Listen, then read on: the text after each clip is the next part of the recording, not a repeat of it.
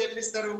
So ఇవన్నీ కూడా జరుగుతాయి. చాలా సహజమైనటువంటి అంశాలైనప్పటికీ కూడా మీడియా కానీ లేకపోతే ప్రతిపక్షాలు కానీ కొద్దిగా ఎగ్జాపరేట్ చేస్తున్నాయేమో అని నా అభిప్రాయం అండి.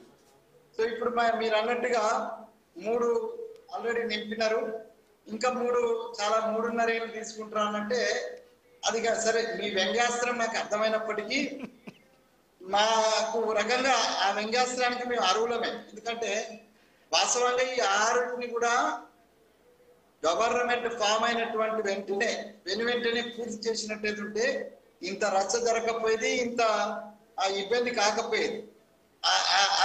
అది మా వైపు నుంచి జరిగినటువంటి ఒక తప్పిదమే. సో 6 నెలల తర్వాతనో 3 నెలల తర్వాతనో నింపేది ఉండే, అది మేము పదే చెప్తున్నాం. నాలాంటి వాడికి యాక్సెస్ ఉన్నది. సోనియా గాంధీ తోటి, రాహుల్ గాంధీ తోటి, ఖర్గే గారితో, కేసీ గారితో నాకు యాక్సెస్ ఉన్నది. నేను I can show so many mails from my side and వాళ్ళ నుంచి రెస్పాన్స్ వచ్చింది కూడా నేను ఐ కెన్ షో ఇట్. అంటే ప్రతిసారి ఒక ప్రయత్నం జరుగుతుంది, రకరకాలైనటువంటి కారణాల చేత అది పోస్ట్ పోన్ అయితే వచ్చింది. చివరికి మొన్న కూడా 6 నింపమని చెప్పిన వాళ్ళలో నేను ఒకరిని, దాంట్లో ఎస్సీ మాదిగా కంపల్సరీ ఇవ్వమని చెప్పిన దానిలో నేను ఒకరిని ఉన్నాను. అట్లాగే బీసీకి ప్రాతినిధ్యంలో మినిమం ఇప్పుడు ఉన్నటువంటి 4 ఇచ్చిన, 6 ఇచ్చిన, మేము చేసిన 42% యొక్క ప్రామిస్ ఫిల్ కాదు. అయినప్పటికీ టు ది ఎక్స్టెంట్ పాసిబుల్ ఎక్కువ మందికి బీసీలను కూడా అకామిడేట్ చేయమని అడిగిన వాళ్ళలో నేను ఒకరిని.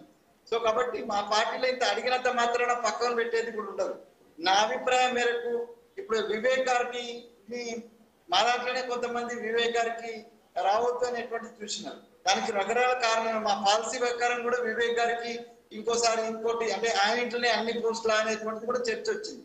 బట్ వివేక్ గారు లాంటి గారిని Congress because of the so many reasons, ఒక విషయం గుర్తుపెట్టుకోవాలండి, వివేక్ గారు పార్టీ మారినటువంటి సందర్భం, టిఆర్ఎస్ కి వెళ్ళిన సందర్భము తెలంగాణ ఉద్యమ క్రమంలో చాలా క్రిటికల్ మూమెంట్. అది వారి యొక్క యోగదానము తెలంగాణ మూమెంట్ కు జగన్నాథం గారు, వారు కేశవరావు గారు ఈ కాంగ్రెస్ ను వదిలిపెట్టి టిఆర్ఎస్ వైపు అంటే టిఆర్ఎస్ వైపు పోవడం వల్ల ఉద్యమానికి బూస్టింగ్ వచ్చింది. ఇది వెంకటరెడ్డి నాకు తెలుసు, ఆర్ఎస్ కూర్చున్న శ్రీనివాస్ తెలుసు, నాకు తెలుసు, బీయింగ్ ఉద్యమకారులుగా మాకు తెలుసు.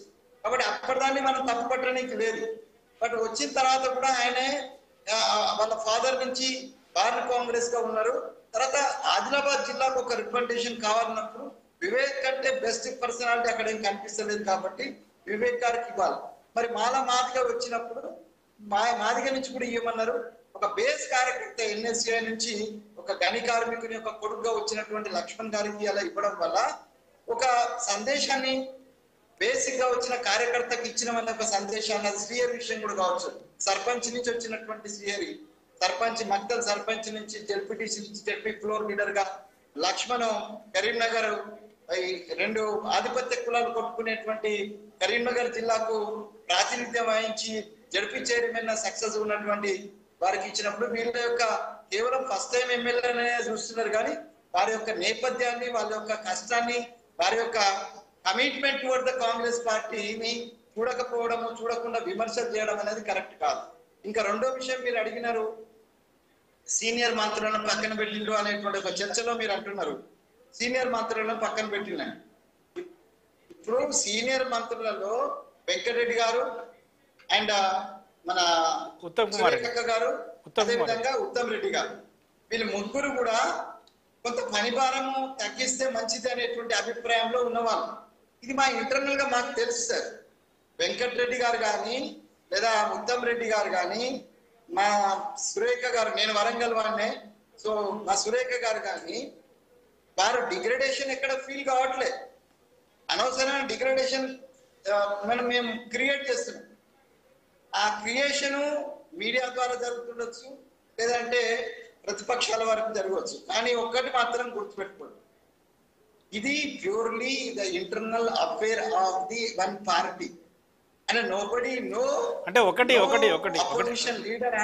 వెంకటస్వామి గారు ఒక్క నిమిషం శ్రీనివాస్ గారు ఒక్క నిమిషం. ఉన్నాయి కాబట్టి అందరు మాట్లాడొచ్చు. వెంకటస్వామి గారు ఇప్పుడు ఒక్క నిమిషం వెంకటస్వామి గారు 1 మినిట్. వెంకటస్వామి గారు 1 మినిట్. ఇప్పుడు ముఖ్యమంత్రి అన్నా, మంత్రులన్నా, లేదా మంత్రివర్గ విస్తరణ అనేది ఎప్పుడైనా కూడా మీకు పార్టీ పరమైన అంశమైనా ప్రభుత్వపరమైన అంశమైనా ప్రజలకు అది ఖచ్చితంగా కీలకమైన అంశమే, ప్రజలందరూ గమనించేటువంటి అంశమే.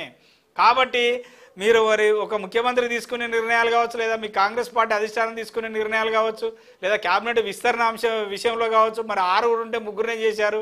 విస్తరించిన వాళ్లకు మరి ప్రధానమైనటువంటి అంటే ప్రాముఖ్యత ఉన్నటువంటి శాఖలు ఇవ్వలేదు. శాఖలను కూడా మార్చడం కోసం రేవంత్ రెడ్డి మంత్రుల పని విధానం మీద ఒక గ్రేడింగ్ అని చెప్పేదో రిపోర్ట్ తీసుకెళ్లాడు అధిష్టానం దగ్గరికి అని చెప్తున్నారు.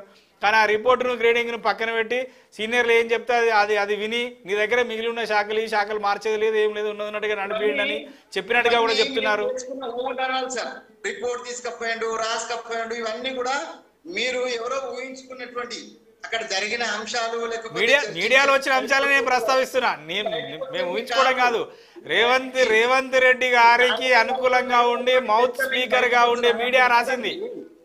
రాదండి, మా పార్టీ కాదు, మోడీ గారితో షాకారు చేసుకున్నటువంటి చర్చ బయటకు వస్తుంది అనండి. రాదు, ఏ పార్టీ లేదు. కేసీఆర్ అన్ని మంతనాలు జరిపినటువంటి ఆ శ్రీనివాస్ తోటి మాట్లాడుకుంటున్నట్టుంటే మాట్లాడలేదు అనుకోండి, మాట్లాడుకుంటున్నదంటే ఆ మాట్లాడిన అంశాలు బయటకు వస్తాయా?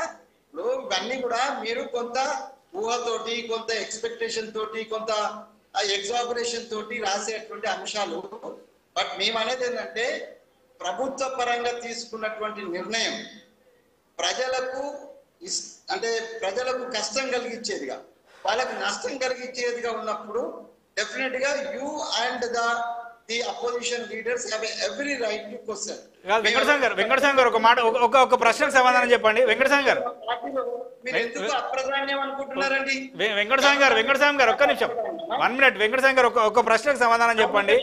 ముఖ్యమంత్రి రేవంత్ రెడ్డి అధిష్టానం దగ్గరికి వెళ్ళి ప్రస్తుతం ఉన్నటువంటి మంత్రుల శాఖలను కొన్నింటిని మార్చి అంటే మార్పులు చేర్పులు చేసి కొత్త వారికి కూడా మళ్ళీ శాఖలు ఇద్దామని చెప్పాడని, అదే దానికి అధిష్టానం ఒప్పుకోలేదని చెప్తున్నారు. ఎందుకంటే మీకు కూడా కాంగ్రెస్ పార్టీ అధిష్టానంలో ఉన్నటువంటి చాలా మంది పెద్దలతో సంబంధాలు ఉన్నాయి, రెగ్యులర్గా మీరు టచ్లో ఉంటున్నారు, నేను చెప్తున్నారు కదా, ఇది నిజమేనా కాదా? అంటే ఇప్పుడు ఉన్నటువంటి శాఖలను మార్చి కొత్త వారికి శాఖలను ఇద్దాము అని రేవంత్ రెడ్డి ప్రతిపాదిస్తే దానికి అధిష్టానం ఒప్పుకోలేదంటున్నారు.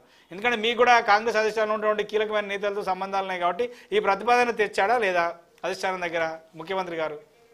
ఇప్పుడు ప్రతిపాదనలు చాలా చేస్తారు సార్, అధిష్టానం ఒప్పుకున్నా ఒప్పుకోకపోయినా మనకు వచ్చిన ఆలోచనను అధిష్టానం ముందట పెట్టడం అనేది చాలా సహజం. ఆ రకంగా కొన్ని అంశాలను ఏ అంశాలను పెట్టాడో నేను చెప్పలేను, కానీ కొన్ని అంశాలను వాళ్ళని పెట్టుండొచ్చు, కొన్ని అంశాలు తిరస్కరణకు గురి కావచ్చు, కొన్ని అంశాలు యాక్సెప్ట్ చేయబడవచ్చు. But ultimate is the CM యొక్క డిస్కషన్ మీద ఆధారపడి ఉంటది. రాజ్యాంగంలో ఆ మాట ఉన్నది, ముఖ్యమంత్రి యొక్క విచక్షణ అధికారం మీద ఆధారపడి మంత్రుల శాఖలు కానీ మంత్రుల నియామకం జరుగుతుంది. ఇది రాజ్యాంగంలో రాసినటువంటి అంశము. దీన్ని మనం మర్చిపోయి ఎవరో చెప్పంగానే వింటున్నారు అనేది, లేకపోతే రేవంత్ రెడ్డి గారికి వాల్యూ లేకుండా పోయింది, ఆయన ఏకాకైంది, అన్ని కూడా ఉట్టి కాకమ్మ కౌరులు అండి. ఇవి మీడియా టిఆర్పి కోసం చేసుకునేటువంటి అంశాలు తప్పితే మేమైతే దాంతో ఏకీభవించడం లేదు. ముఖ్యమంత్రి అంటే కాంగ్రెస్ పార్టీలో ముఖ్యమంత్రి అల్టిమేటా, లేకపోతే కాంగ్రెస్ పార్టీలో అధిష్టానం నిర్ణయం అల్టిమేటా? అల్టిమేట్ ఎవరు కాదండి, ఇది సమిష్టి బాధ్యత. అల్టిమేట్ ఎవరు కాదు. అంటే ముఖ్యమంత్రులు ఇండివిజువల్ కాంగ్రెస్ పార్టీలో ముఖ్యమంత్రులు ఇండివిజువల్ గా స్వతంత్రంగా నిర్ణయాలు తీసుకునేటువంటి స్వేచ్ఛను అధికారాన్ని కలిగి ఉంటారా? ఇప్పటి నుంచి కాదు, మొదటి నుంచి కూడా కాంగ్రెస్ సందర్భాన్ని బట్టి ఉంటది, ఇష్యూను బట్టి ఉంటది, ప్రతి ఒక్క దాంట్లో ఉండకపోవచ్చు. అంటే మంత్రివర్గ విస్తరణ లాంటి అంశాలకు వచ్చినప్పుడు సరే మంత్రులకి మంత్రి పదవులు ఎవరికి ఇవ్వాలి, లేదా ఎవరెవరిని క్యాబినెట్లో తీసుకోవాలి, లేదా ఎవరికి ఏ శాఖలు కేటాయించాలనే అంశానికి వచ్చినప్పుడు అధిష్టానం యొక్క సూచనలు సలహాలు ఉండయా? 100% ఉంటాయి. ఈయన అభిప్రాయం కూడా ఉంటది, ముఖ్యమంత్రిగా ఎవరైతే ఉన్నారో వారి అభిప్రాయం కూడా విలువ ఉంటది. అధిష్టానం యొక్క సూచనలు, వారి యొక్క సలహాలు, సంప్రదింపులు కూడా ఉంటాయి. రెండు లేకుండా రైట్. అయితే ఒకటి లింకప్ ఉంది, ఇక్కడ ఒకదానికొకటి లింకప్ అయి ఉన్నది. రైట్. అయితే ఇంకొక అంశం చెప్పాలి. ఇప్పుడు ముఖ్యమంత్రి రేవంత్ రెడ్డి వినండి ఒక్క నిమిషం.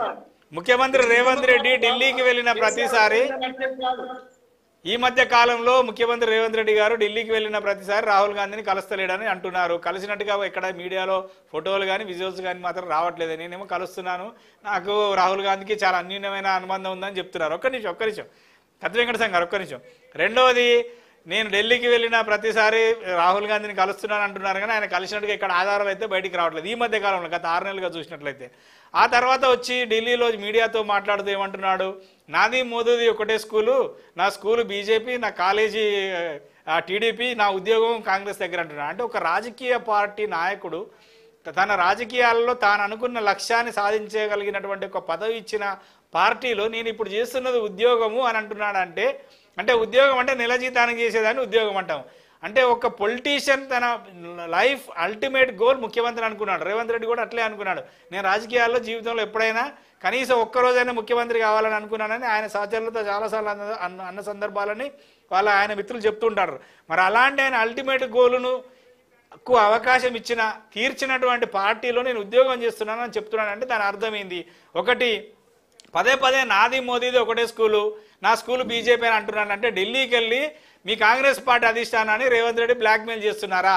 నాకు స్వేచ్ఛ ఇవ్వకపోతే, నేను అనుకున్నట్టుగా ప్రభుత్వాన్ని నడవరించే అవకాశం లేకపోతే మళ్ళీ నేను నా స్కూల్ పార్టీ దగ్గరికి పోతా అని చెప్తున్నాడా? లేదంటే నా కాలేజీ పార్టీ మీకు కేంద్రంలో మద్దతు ఇస్తున్నటువంటి నా కాలేజీ పార్టీ నాయకుడు చంద్రబాబు నాయుడు కూడా ఆయన అనుకున్నాడు అని ఒక ఇండైరెక్ట్గా లేదా డైరెక్ట్గా ఆయన ఏమన్నా మీ అధిష్టానానికి ఒక ఇండికేషన్ ఇస్తున్నాడా, లేదా హెచ్చరిక లాంటిది చేస్తున్నాడా? వెంకటస్వామి గారు, ఇప్పుడు ఇది నేను గమ్మత్తు క్వశ్చన్ అడిగినారు. ఆయన మాట్లాడిన ప్రతి మాట మీద నేను కామెంట్ చేయడం కరెక్ట్ కాదు. బట్ మీరు అడిగింది కాబట్టి నేను చెప్తున్నా. మావాడికి కొంచెము ఏమంటే సత్యం బ్రూయాత్ ప్రియం బ్రూయాత్ అంటారు. సత్యమే చెప్పాలి కానీ ప్రియంగా చెప్పాలని మావానికి కొన్నిసార్లు అది చెప్పడానికి రాదు. మొన్న ఇది ఫైనాన్స్ విషయంలో కూడా అట్నే మాట్లాడినాడు. కొన్ని సందర్భాల్లో కొన్ని చెప్పాల్సినటువంటి అవసరం లేదు. నాది స్కూలు ఇప్పుడు రకరకాలుగా అంటే పాత సంబంధాలు ఉంటాయి. ఆ సంబంధాలను వచ్చినటువంటి సందర్భము దత్తాత్రేయ గారి యొక్క అభినందన సభలో లేకపోతే మోడీ గారిని కలిసిన సందర్భంలో సాధారణంగా ఒక ఇద్దరు స్నేహితులు లేకపోతే పరిచయస్తులు పాత పరిచయస్తులు కలిసినప్పుడు పాత విషయాలు గుర్తు చేసుకుంటారు. కానీ దానికి పాలిటిక్స్ గా ఆపాదించాల్సినంత అవసరం లేదు. ఆయన అధిష్టానాన్ని బ్లాక్ మెయిల్ చేయడం కానీ, అధిష్టానం ఆయన బ్లాక్ మెయిల్ చేయడం కానీ, వైట్ మెయిల్ చేయడం కానీ ఏం లేదండి. సభలో అనడం కాదు వెంకటస్వామి గారు, సభలో పుస్తకావిష్కరణ సభలో అనడాన్ని అర్థం చేసుకోవచ్చు. కానీ ఢిల్లీలో మీడియా ప్రతినిధులతో చిట్ చాట్ లో చెప్తున్నాడు పదే ఈ అంశాన్ని. ఢిల్లీకి పోయినప్పుడల్లా అక్కడ రాహుల్ గాంధీ అపాయింట్మెంట్ దొరకలేదు. అక్కడ